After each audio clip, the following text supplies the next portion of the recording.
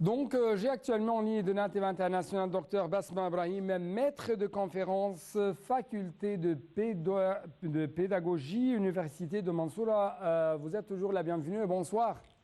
Bonsoir, Monsieur Heini, comment allez-vous? Ça va bien. Et vous, j'espère que vous êtes toujours très bien. Je suis en fait très honoré et j'ai beaucoup de plaisir d'être avec nous parce que vous êtes spécialiste dans ce domaine de pédagogie. Justement, ma première question porte sur cette initiative intitulée, si je me rappelle bien,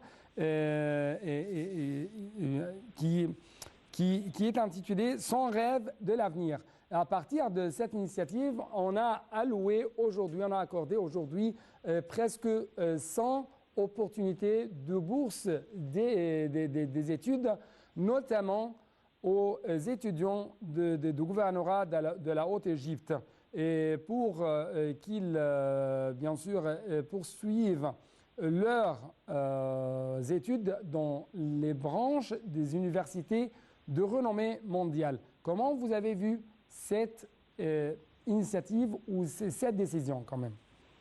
Ok, bonsoir Monsieur Heini et bonsoir à tout le monde.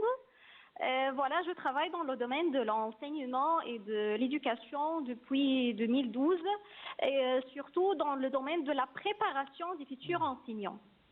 Et comme nous avons bien connu que l'Égypte est très riche par la richesse de son histoire culturelle et de ses traditions éducatives, ainsi l'enseignement facilite la compréhension et encourage l'exploration et l'innovation, améliore les capacités de communication, accroît les aptitudes à résoudre les problèmes chez l'apprenant et ainsi de suite. Nous devons aider à mener une vie blise et bon oui par la suite. L'enseignement nous aide à développer de nouvelles compétences, à acquérir des connaissances et à comprendre, bien comprendre afin de créer une vie meilleure pour nous-mêmes. Ouais. Pour tout cela, l'importance de l'enseignement ne peut pas être sous-estimée. Et le gouvernement égyptien en général et le ministère de l'Éducation en particulier ont réalisé un progrès bien considérable dans le domaine de l'enseignement au cours des dernières années. Parce que c'est un élément très important du développement du pays. Et avec les technologies modernes et l'accès à l'Internet, l'enseignement en Égypte a connu des progrès remarquables en l'espace de quelques années seulement. Ouais. Les écoles sont devenues plus accessibles parce que près de 70% des élèves fréquentent l'école tous les jours. Et malgré tout ça, il reste encore des défis et des obstacles très importants pour le progrès général de l'enseignement.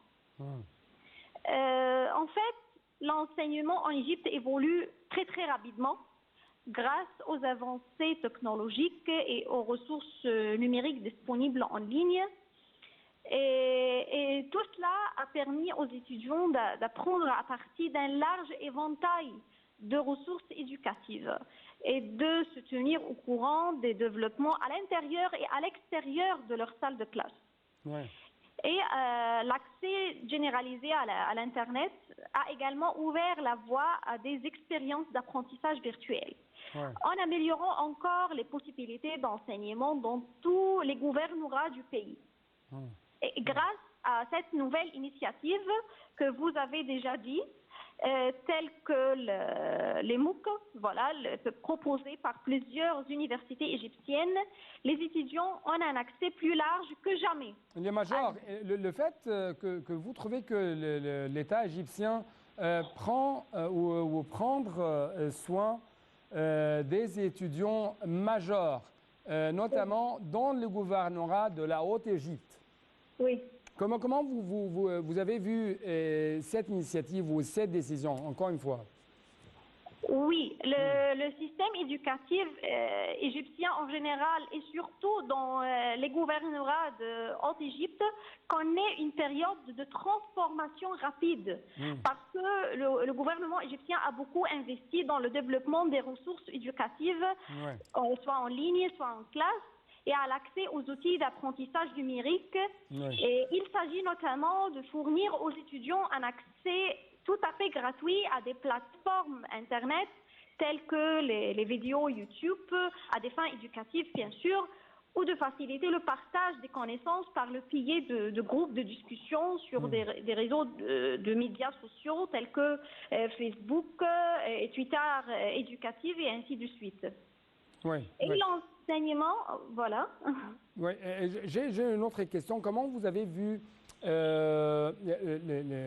ces critères qui ont été appliqués justement sur le terrain durant les derniers mois et au cours desquels Monsieur le Président personnellement essaie de s'impliquer dans le choix des enseignants?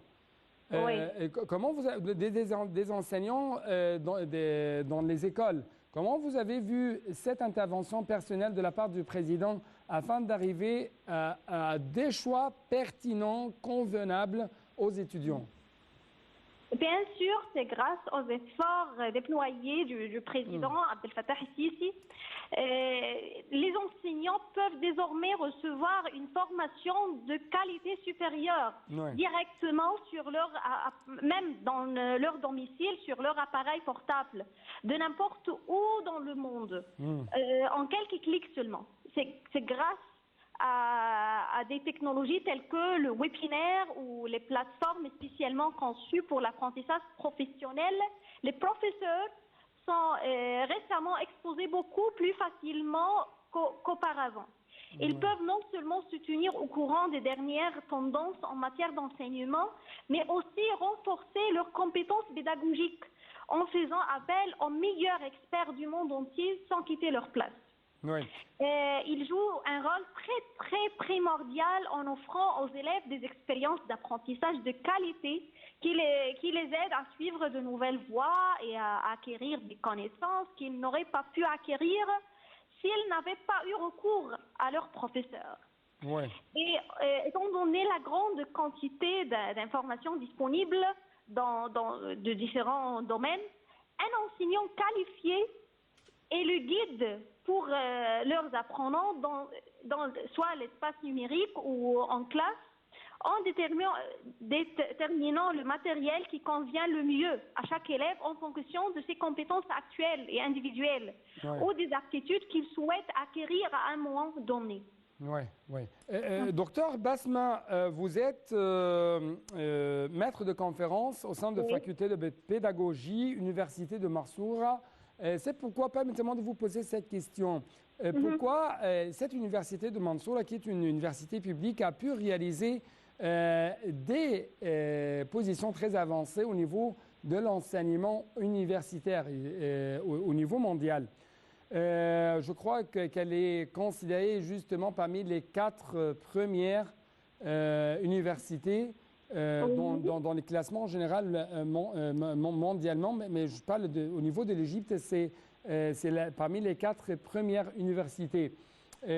Donc pourquoi est-ce que les nouvelles technologies ou les nouvelles applications technologiques ont pu vraiment donner cette poussée ou cet élan à l'université de Mansoura par exemple?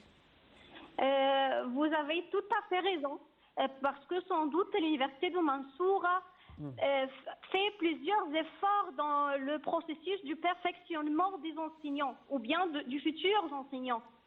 Voilà, parce que ce processus du perfectionnement a pris une forme entièrement nouvelle, soit dans l'université de Mansoura, soit dans tous les instituts pédagogiques et éducatifs en Égypte.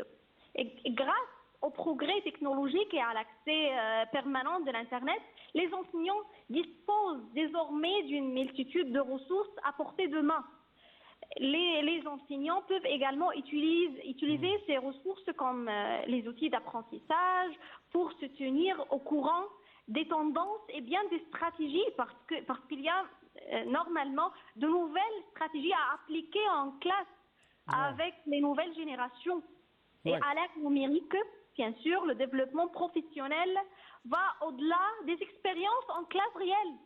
Il commence véritablement à l'intérieur de l'effort du développement personnel de chaque individu par le pilier de divers moyens tels que les articles de recherche et les vidéos éducatives trouvées en ligne et avec aussi les nouvelles références éducatives. Oui. Deux questions avant de vous quitter. Ma première question porte sur l'importance de doper un peu plus les bourses universitaires vers l'étranger, c'est-à-dire donner ou d'accorder des bourses, des bourses aux étudiants ou aux professeurs quand même, afin à l'étranger. Et comment, en même temps, comment la crise économique ou la crise financière a fait des impacts négatifs sur le développement de ce sujet ou de ce processus d'enseignement. D'accord. Sans doute, on ne peut pas négliger l'importance des bourses à l'étranger parce que les missions scientifiques nous permettent à fréquenter une communauté du milieu social très très précieux, voilà, c'est où se trouve le progrès de la recherche scientifique à l'étranger, dans les grandes universités du monde. Et pour faire aussi une bonne connaissance d'une autre culture ou d'une autre communauté. Visiter régulièrement les plus grandes bibliothèques du monde, enrichir notre recherche scientifique et utiliser des références récentes, constituer de nouveaux corpus à étudier, trouver un équivalent égyptien de nos études, travailler dans des labos bien spécifiques dans différents domaines, faire des analyses pragmatiques et pratiques et répondre à toutes les questions concernant telle ou telle recherche. Et enfin, et le point le plus important, de profiter le maximum d'un séjour tout à fait différent du nôtre. Mais récemment, on souffre de la crise économique, mais on peut résoudre ce problème à travers l'utilisation de la nouvelle technologie. Oui. Ma dernière question porte sur comment vous trouvez ces tentatives étatiques visant à relier l'enseignement au marché du travail. Ah, ok.